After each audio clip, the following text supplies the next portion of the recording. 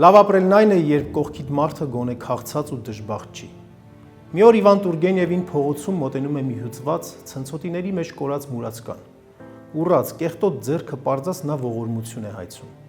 Գրողը սկսում է տենդագին խուզարկել իր բոլոր գրպանները, բայց ոչ միայն դրամապանակ, այլև նույնիսկ թաշկինակը հետը չէր վերցրել։ Իսկ աղքատը սպասում էր։ Շփոթված ու մոլորված Տուրգենևը բռնում է մուրացկանի կեղտոտ ու դողդողացող ձեռքը ու ասում. «Մի նեղացիր, եղբայր, ոչինչ չունեմ հետս, եղբայր»։ Աղքատի կապտած շրթունքները ժպտում են։ Նա սեղմում է գրողի սառած մատներ ու պատասխանում. «Ոչինչ, եղբայր, դրա համար էլ շնորհակալություն։ Սա էլ է ողորմություն։ Դու ինձ եղբայր կոչեցիր»։ Տուրգենևն ավարտում է մի ֆանտաստիկ մտքով. «Այդ պահին ես հասկացա, որ ես ողորմություն ստացա իմ եղբորից»։ Այս պատմությունը մեզ հիշեցնում է մի պարզ ճշմարտություն. չքավորությունը միայն հացի փող չունենալը չէ։ Չքավորությունը նաև սեփական հայրենիքում անտեսված ու լքված զգալն է։ Մարդը մարդ է դառնում միայն այն ժամանակ, երբ կարողանում է կարեկցել յուրաքանչյուր կենդանի էակի։ Ապրումակցումը մեր հոգու ամենահզոր մկանն է։ Ապրումակցումը գեղեցիկ բառ է, բայց այն պետք է դառնա գործողություն։ Գործողություն ոչ միայն անձնական, այլ նաև պետական մակարդակով։ Ուժեղ Հայաստան դաշինքի առաջարկած աղքատության հաղթահարման հիմնադրամը հենց այդ գործողությունն է։ Խոսքը զուտ թվերի մասին չէ, խոսքը միայն 30,000 կամ 150,000 դրամի մասին չէ։ Սա պետության եւ մեր հաջողակ բիզնեսմենների համատեղ ձեռքն է չքավոր ընտանիքներին։ Սա այն դեպքն է, երբ պետությունը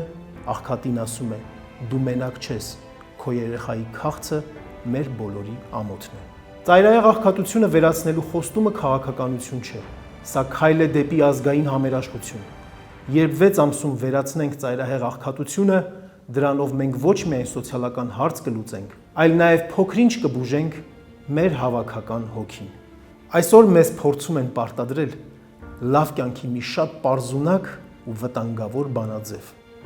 Լավ ապրելը շատ փող աշխատելն է, շատ փող ծախսելը։ Բայց արդյոք սա է հայ մարդու տեսակը։ Արդյոք կարող է լինել լիարժեք երջանկություն այնտեղ, որտեղ փողը դարձել է գերագույն արժեք, իսկ կողքիդ ապրող մարդու ցավը անտեսված մի վիճակագրություն։ Հայ մարդը կարող է վերածվել մեքենայի, երջանկությունը կարող է չափվել միայն գնումների քանակով։ Իշխանական այս բանաձևը սպանում է ամենակարևորը՝ կարեկցանքն ու համերաշխությունը։ Այն ստիպում է նայել միայն մեր գրպանին և չտեսնել այն դողացող ձեռքը, որի մասին գրում էր Տուրգենևը։ Մենք մերժում ենք այդ նյութապաշտությունը։ Մենք ասում ենք, լավ ապրել նշանակում է ապրել արժանապատիվ, ապրել այնպիսի հասարակության մեջ, որտեղ քո հաջողությունը ուրիշի ծայրահեղ աղքատության հաշվին չի լինում։ Իրական երջանկությունը երբեք չի լինում եսի շրջանակում, այն միշտ մենքի մեջ է։ Մարդը երջանկանում է այն ժամանակ, երբ իր գոյությամբ թեթևացնում է մեկ ուրիշի բեռը։ Ուրեմն ընտրենք այն ճանապարհը, որտեղ հարուստը չի ամաչում իր հարստությունից, որովհետև այն ծառայեցնում է ազգին, իսկ աղքատը չի նսեմանում իր աղքատությունից, որովհետև պետությունն ու հասարակությունը հոգ են տանում նրա մասին։ Ինչ երկրում ենք ուզում ապրել մենք։ Դաժան, որտեղ յուրաքանչյուրն իր համար է, թե ուժեղ, որտեղ մենք պատասխանատու ենք միմյանց նկատմամբ։ Ես ընտրում եմ համերաշխությունը։ Ես ընտրում եմ մարդուն։ Ես ընտրում եմ ուժեղ Հայաստանը։